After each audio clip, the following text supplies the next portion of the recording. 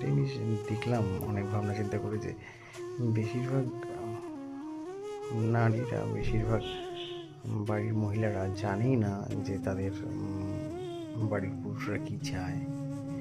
পুরুষরা অ্যাকচুয়ালি গোটা পৃথিবীতে সবার সঙ্গে লড়াই করে এসে বাড়িতে তাদের পরিবারের লোকজনকে জাস্ট একটু হাসি মুখে দেখতে চায়, এবং সেইটা যদি দেখতে পায় তাহলে তাদের বাইরের লড়াইটা তারা ভুলে যায়।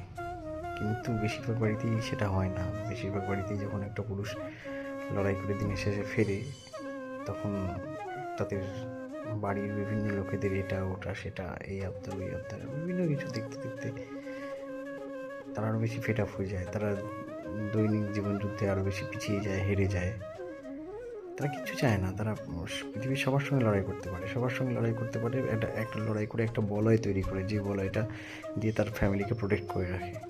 এবং বাড়িতে ঢুকে তারা চায় কি, তারা চায় একটু হাসি মুখে সবাই সঙ্গে একসঙ্গে মিলেমিশে থাকুক, সব কিছু করুক। কিন্তু বাড়িতে যদি এসে দেখে যে বাড়ির সিচুয়েশান ঠিক নেই, তখন তারা হেরে যায়, ভেতর থেকে ফাঁকা হয়ে যায়। বাইরের দিয়ে লড়াই করার যে ক্ষমতাটা, সেই ক্ষমতাটাও হারিয়ে ফেলে। তখন সে আস্তে আস্তে পিছিয়ে যেতে থাকে, তখন সে আস্তে আস্তে ভেতর থেকে শেষ হতে থাকে।